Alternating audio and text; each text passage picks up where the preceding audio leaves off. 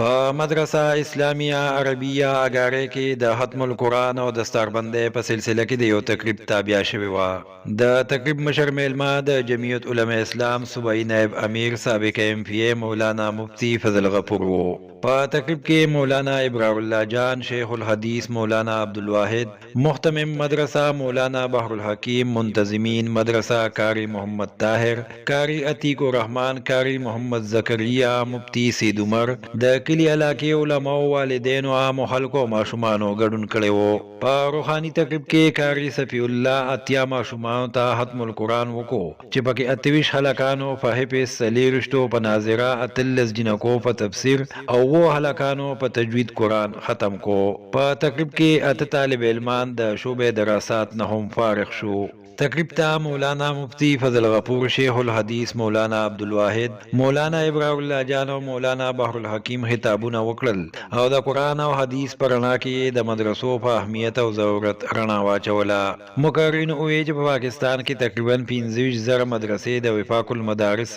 رجسټرډ دي چې تر هر کال په زرګونو حافظان، کاریان او عالمان د دیني علومو زده کړې کوي. هغوی وویل چې د مدرسو برکت دی چې نن په هر کلي کې عالمان، کاریان او حافظان پیدا کیږي او د دین خدمت کوي. په دې موقع د مدرسې محتمم مولانا بحر الحکیم اووی چې زمونږ دا مدرسه په تحصیل مندن کې د مدرسو مور ده چې تر اوسه ترې تقریبا 350 حافظان فارغ شوي. هغوی اووی چې موږ سره په دې مدرسه کې ټوټل 250 ماشومان د دینی علومو زده کړې کوي چې پکې لس کم سل ماشومان مسافر دي. هغوی زیاته کړه چې موږ په دې مدرسه کې ناظره، حفظ او د تجوید کلاسونه اخلو او د تیر کال نه مو پکې د دراساتو شعبه هم سٹارټ کړي. مولانا بحر الحکیم وایي چې زمونږ د کنکوي چوک په مدرسه عبدالله ابن مسعود کې د شعبې کتب کلاسونه لګي چې پکې د هر ضلع ماشومان سبق وایي. مقررین عوامو ته اپیل وکړو چې خپل ماشومان او ماشومانې په مدرسو کې داخل کړي چې دیني علومو زده کړې وکړي او د وخت د فتنو او فسادونو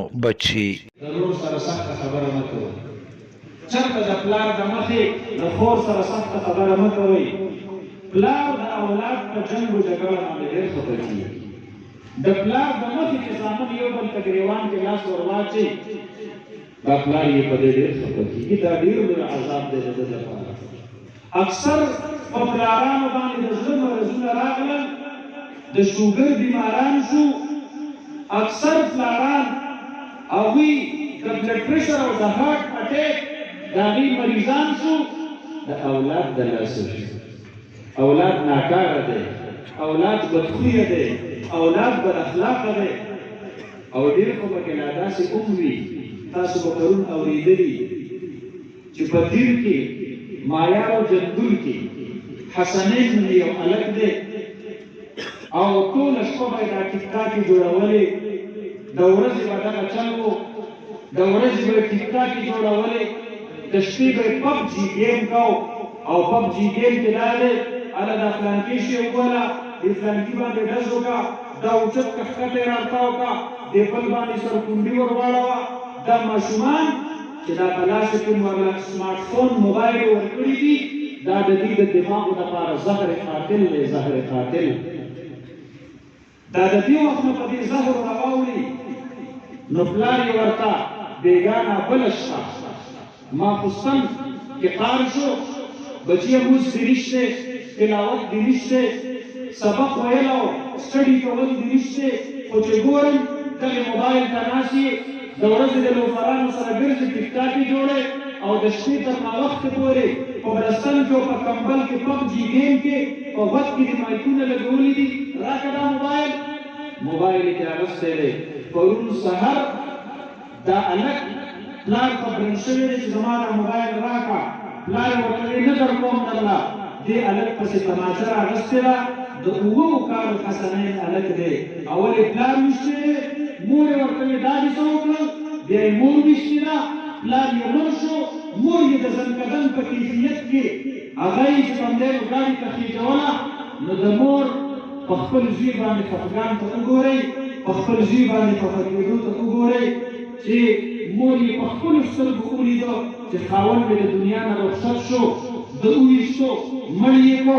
ما باندې ډز وکړې، زه د دنیا نه رخصتېږم. ځار شم د مور د شفقت او د محبت نه خلکو ته په امبولینس کې وایي زما دې بچي د څه مه وایه دا ماشوم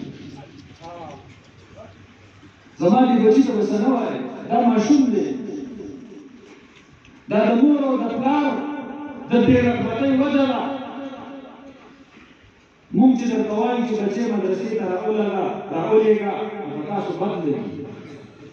چې ښکلی حافظ ترېنه جوړ شي ښکلی عالم ترېنه جوړ شي علوم شرعي چې دي د هغې لپاره زموږ استادو په ملک مدرسې آبادې دي الحمدلله زموږ مدارس په پاکستان کې د دیوبند سره جوړ تعلق ساتي 25,000 ته تقریبا دا رسېدلي دي 25,000 مدرسې نن په پاکستان کې دا محنت کوي د قرآن او حدیث لپاره الحمدلله ډېر شي دي ډېر زیات دي هم چاره کې کېږي چې موږ دې په نور څومره ریسرچ کې علماو کړی دی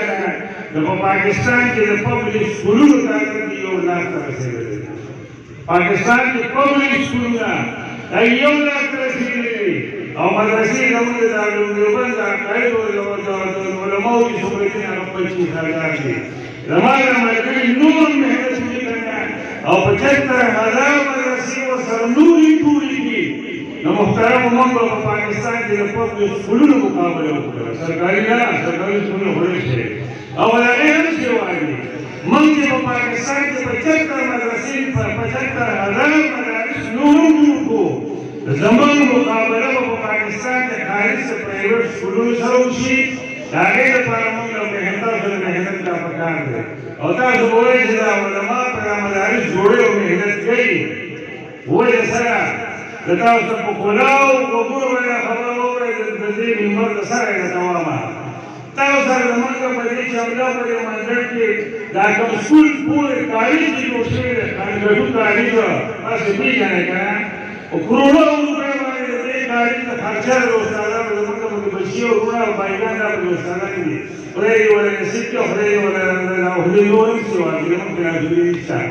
او که چېرې دې کانګډو کالج موږ په یو کال کې 10 حافظان راکولې که نه زما مدرسې ته څه حاجت و علم حاصل کی نو هغې ته د اسلام هغه حیثیت معلوم شي په تمامو دینونو کې د نبي علیه السلام شان معلوم شي په تمامو انبیاو کې او د قرآن شان معلوم شي په تمامو کتابونو کې حفاظت راځي په عمل باندې د دې نعمتونو حفاظت راځي په عمل چې د اسلام په تعلیماتو عمل د نبي علیه السلام په ارشاداتو عمل د قرآن مجید په احکاماتو باندې عمل وکړي دا به محفوظ شي موږ سره به دا نعمتونه باقي پاتې شي او ترقي راځي د دې نعمتونو که دا مفکورات دي ډیولپ کېږي نو دا په اختیار باندې راځي دا په قوت او طاقت باندې راځي دا په حکومت او په سلطنت باندې راځي چې اسلام او اسلام والو کا نبی علیہ السلام وارثان کا قرآن اور قرآن والو کا اختیار ورکړي